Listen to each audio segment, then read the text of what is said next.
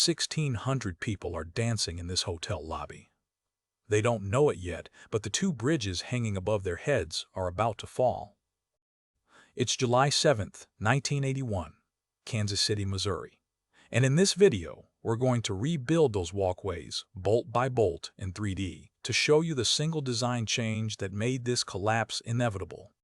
It's a change so small, it was approved over the phone. And it's the reason engineering schools still teach this disaster 45 years later. 1 year earlier, the Hyatt Regency Kansas City opens as the showpiece of the Crown Center District. Its signature, a glass atrium 50 feet high, so vast that the architects didn't want corridors crossing it at ground level, so they hung them in the air. 3 pedestrian bridges, skywalks, float above the lobby. Steel frames, concrete decks, each held up by 6 slender steel rods, just 1.25 inches thick. The 4th floor walkway hangs directly above the 2nd floor walkway. The 3rd hangs alone, off to the side. Remember that geometry. It's about to matter more than anything else in this building. Friday evening, July 17th. The hotel is hosting a tea dance, a weekly party with a live big band, and tonight it's packed. Couples fill the dance floor, and dozens of people have found the best view in the house, standing on the walkways, drinks in hand, watching the dancers below. At 7:04, the band comes back from its break and strikes up the music for a dance contest. Survivors remember the tune, Duke Ellington's Satin Doll. People on the 4th floor walkway sway along. And inside a welded steel box beam above the crowd, a nut is quietly pulling through the beam it was never designed to hold. Freeze, 7:05, hold that image. Witnesses describe a sound like a crack, loud enough that some thought it was part of the show. The 4th floor walkway drops onto the 2nd floor walkway directly beneath it. And then both bridges, steel, concrete, and the people standing on them fall 3 stories onto the crowded dance floor. Then dust, emergency lighting, silence, and then water. The falling bridges have severed the sprinkler lines, and water starts rising around the trapped. Some will be at risk of drowning before crews manage to shut it off. 114 people are killed. More than 200 are injured. The rescue operation runs through the night, 14 hours. Firefighters. Cranes brought in through the lobby windows to lift the fallen decks. Doctors performing surgery on the lobby floor. Until September 11, 2001, this remains the deadliest structural collapse in American history. And the next morning, one question sits on every front page in America. This hotel was 1 year old, designed by licensed engineers, checked by licensed engineers, built to code. How does a brand new building kill 114 people? Within days, the federal government sends in the National Bureau of Standards, the agency you now know as NIST. Their job is not to assign blame. Their job is physics. Establish exactly what failed, in what order, and why. Their crime scene is the rubble itself. Every beam, every rod, every bolt is tagged, photographed, and trucked to a warehouse for testing. What you're seeing now are their actual investigation photos from 1982. This is one of the best documented structural failures in history, and the full report is public. Link below. The first clue is in the steel. The cross beams the hanger rods pass through, the box beams, are each made of 2 C-shaped steel channels, 8-inch MC8 sections, welded together toe-to-toe into a hollow rectangle. In the wreckage of the 4th floor walkway, investigators find those box beams split open along the welds. And on the hanger rods themselves, the nuts and washers are still in place, undamaged. With the deformed steel of the beam wrapped around them, the beams were not torn off the rods. The rods never moved. The box beams deformed, opened up, and slid right down past the nuts that were holding them. So now they know what failed, the 4th floor connection. But here is where the investigation turns into a detective story.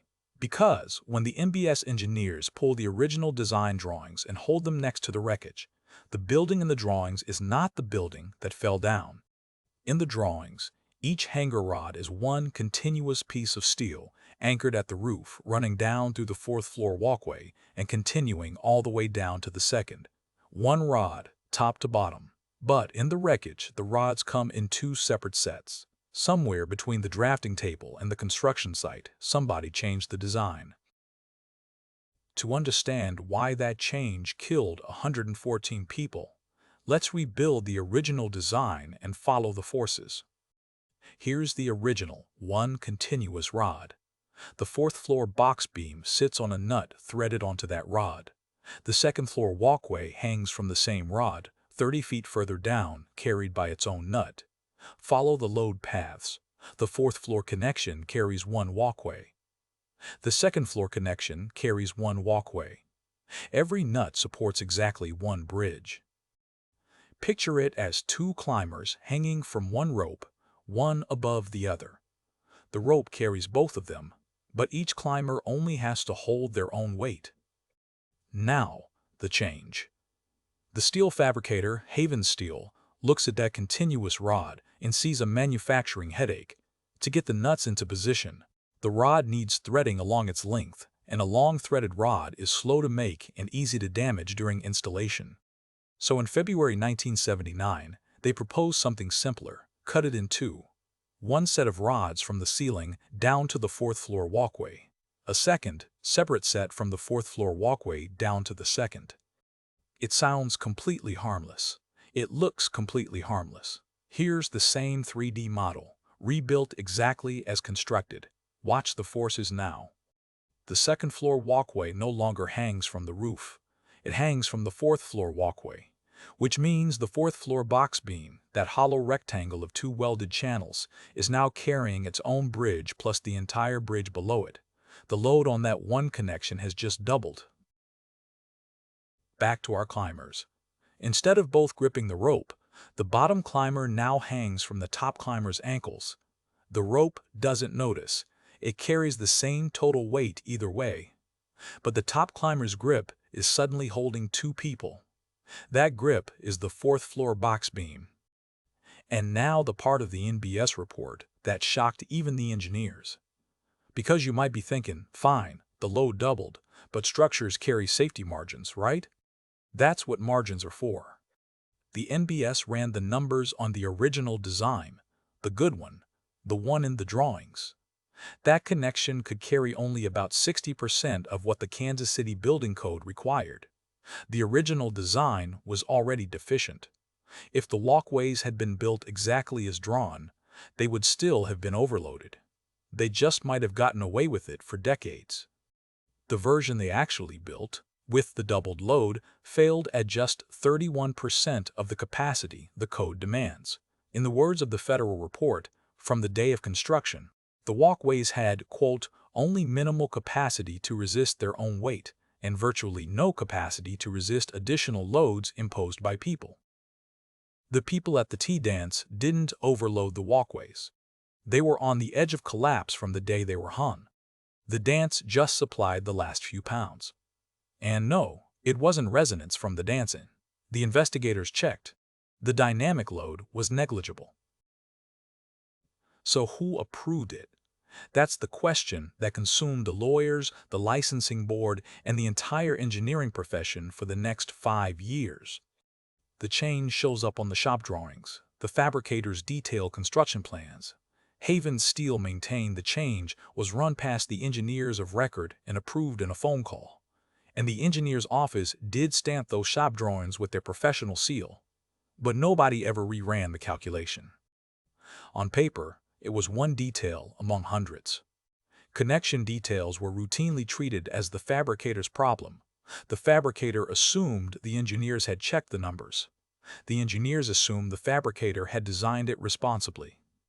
A doubled load fell straight through the gap between two assumptions. There had even been a warning.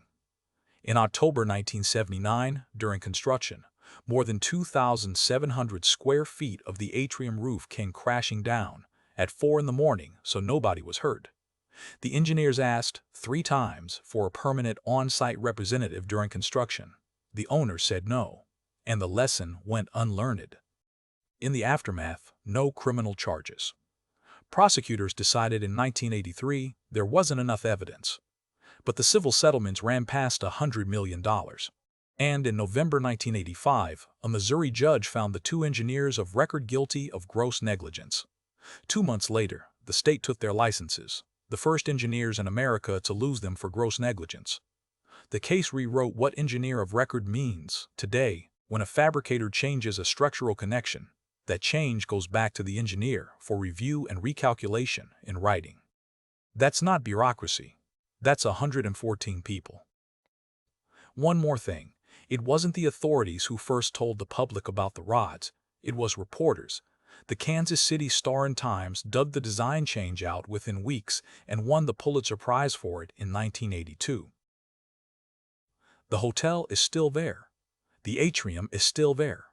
Walk in today, it's a Sheraton now, and you'll notice there are no bridges crossing the void. Across the street, in Hospital Hill Park, a memorial has stood since 2015 with the names of the 114 and a tribute to the people who spent that night digging. Every engineering student on Earth meets this case in their first years, not because the failure was complicated, but because it wasn't. A first-year student can do this calculation on one sheet of paper. The walkways didn't fail because someone made a huge mistake. They failed because nobody checked a small one. Stories like this are why this channel exists, not to relive disasters, but to understand them. The small decisions, the unchecked numbers, the forces you never see until something gives. We're here to help you understand the world under load.